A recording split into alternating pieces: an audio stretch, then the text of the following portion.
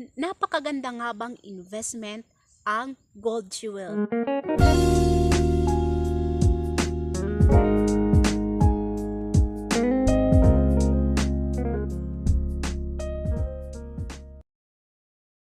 Hi, isa ka rin ba sa mga gold jewelry investor?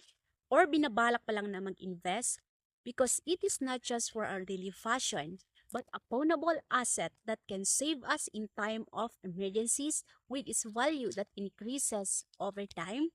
And gusto mong mapalawak ang iyong kaalaman dahil ayaw na ayaw nating mapeke at bumagsak sa maaring pagkalugi? Well, nasa tamang channel ka. If you are new here, I am Sheena Bagiwa, a former gold jewelry appraiser in one of the largest pawn shop here in the Philippines. And with my knowledge and skills gained, I am confident to teach or discuss you everything about gold jewelries, especially basic techniques in gold jewelry appraising, identifying markings and carats. Just drop down below your queries and I will give you the best answer. Note that gold jewelry fakers are wiser than what you think, but let us not beat by them. Let us expand our knowledge together. Please subscribe.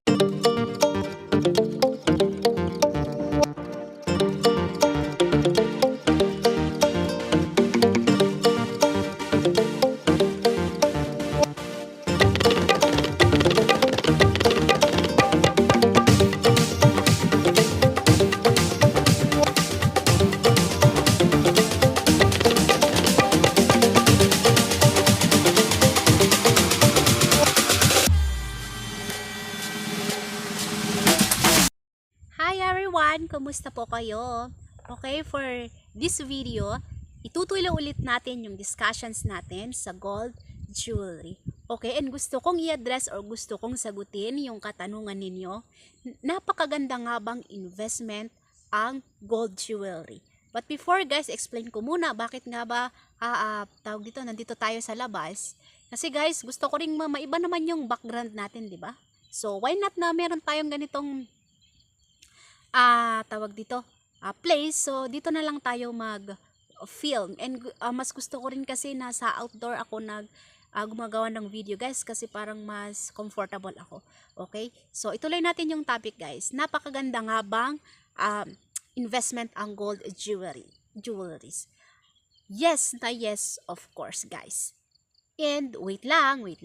Bibigyan ko kayo ng reasons kung bakit magandang investment ang gold jewelries. Hindi lang gold ha, even diamond and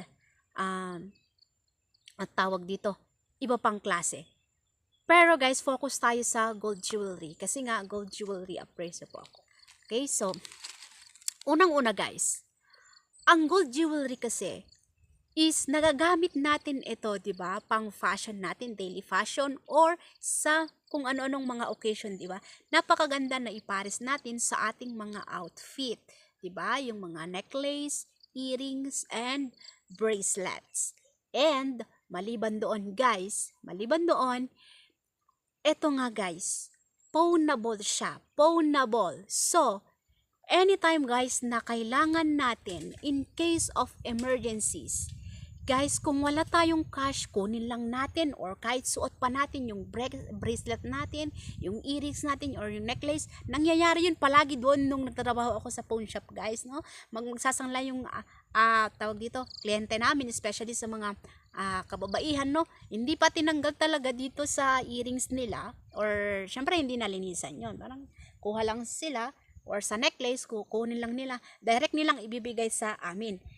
O di ba? Yun kasi yung kagandahan nga guys na tawag dito, anytime nasasanla mo yon in case of emergency. And kung tatanungin mo, sabi nila, ma'am ganito po kasi kung pwedeng isagad kasi gagamitin namin ta sa hospital bill kasi na-aksidente si ganito, si ganyan, or pangbayad namin sa mga bills. Okay? And then, pangalawa guys, kung nasanla mo, pangalawa, kasi nga sangla yun, anytime guys, kung may pera na kayo, maaari nyong matubos. Syempre, kung tutubusin nyo, hindi nawala yung alahas ninyo. O di ba? So kung tinubos nyo, mapapasa inyo ulit yung alahas. Okay. And then, another reason guys, pangatlong reason is, pangatlo na ba tayo? Basta, other reason pa is,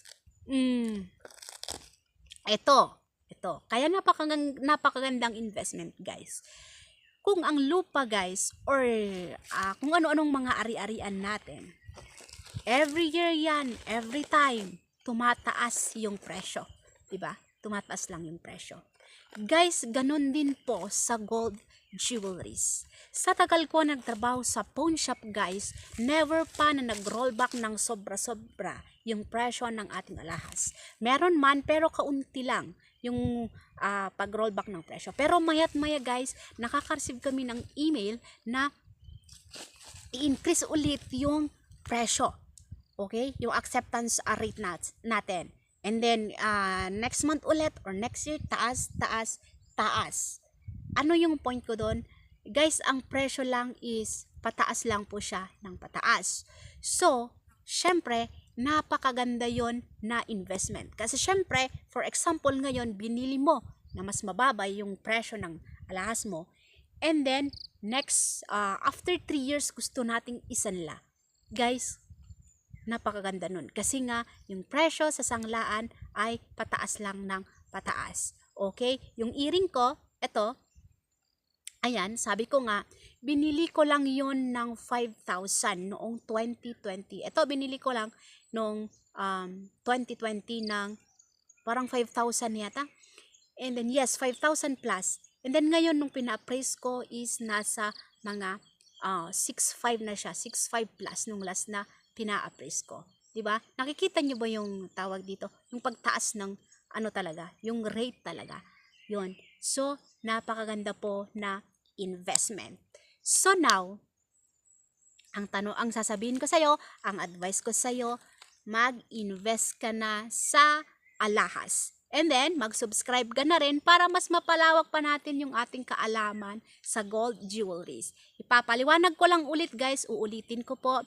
Hindi po ako gold jewelry seller. Ako po ay gold jewelry appraiser. Ano po ang gold jewelry appraiser? Sila po yung kung nakita nyo sa mga pawn shops.